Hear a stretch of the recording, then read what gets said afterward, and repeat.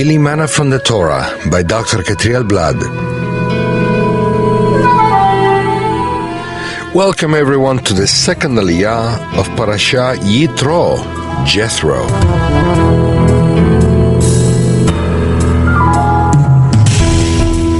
This second aliyah is found in Exodus 18 from verses 13 to 23. Today's reading takes place in verse 21, and it reads as follows. But select capable men from all the people, men who fear God, trustworthy men who hate dishonest gain, and appoint them as officials over thousands, hundreds, fifties, and tens. Why are judges needed? Men have a good and evil inclination within. The evil inclination is selfish and only seeks benefits for the self. Due to the evil inclination, there are conflicts and wars among men. While there is an evil inclination in men, there will be conflicts among people. Those who have more than one child soon realize that men are born selfish. Parents must act as judges anytime their children have a conflict between them that they can't solve on their own. In a family, it's normal that parents have to judge their children every day to bring order, peace, and justice among them. It's important for parents to know the Torah so they can apply it in their relationship among their children. Abuse, theft, violence, bad language, and other bad behavior in children must not be allowed. Parents are responsible for correcting any behavior that conflicts with the Torah in their children.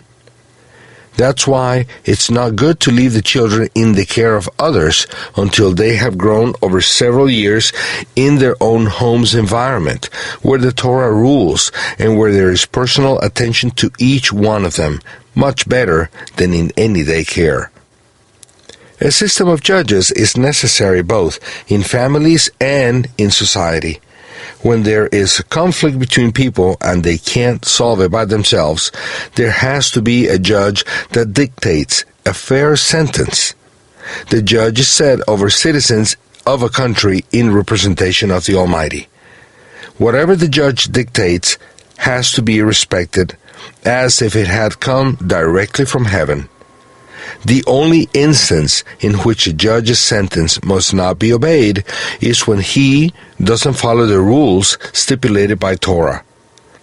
That's why it's very important that a judge understands his or her responsibility to judge according to justice and not his or her personal criteria. When Moshe's father-in-law, Yitro, suggested to him to select judges over the people, it wasn't enough that they were capable, meaning that they were skillful leaders and administrators, but also that they feared God. This quality is extremely important when judging. A judge who has no fear of heaven becomes corrupt and capricious. Moreover, they had to be trustworthy, men who hated lies. The last quality of a judge is that he hates dishonest gain and corruption. All nations need these kind of judges to achieve peace and justice within society. When Yeshua instructs his disciples not to judge, he does so from a personal point of view. In our relationship with our neighbor, it's forbidden to judge others, but that's not the case of a court. The context in Matthew 7 speaks about judging faults in our neighbors. When one judges one neighbor's fault, it is usually evidence that the one who judges has those same faults him or herself on a larger scale. The one who is bothered by the speck in his brother's eye is the one with the plank within his own.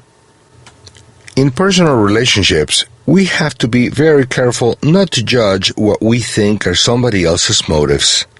Usually, the reason behind people's behavior is unknown. Only Hashem knows the heart's motives, and we have no right to judge them, neither on a personal level nor by any human court system. A human court can only judge facts, not motives or hidden reasons or issues.